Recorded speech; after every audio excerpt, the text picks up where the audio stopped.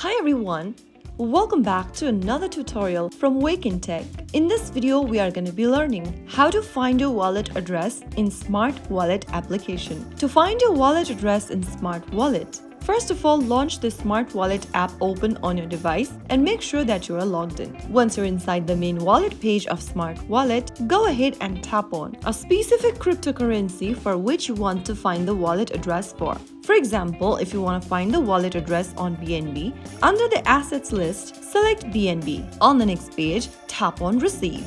You'll then come across this interface where you'll see your wallet address along with QR code. Your wallet address is a long string of letters and numbers, and you'll also be able to see a QR code. Tap on the wallet address at the top in order to copy your wallet address. Just make sure that it matches the cryptocurrency type before sending funds.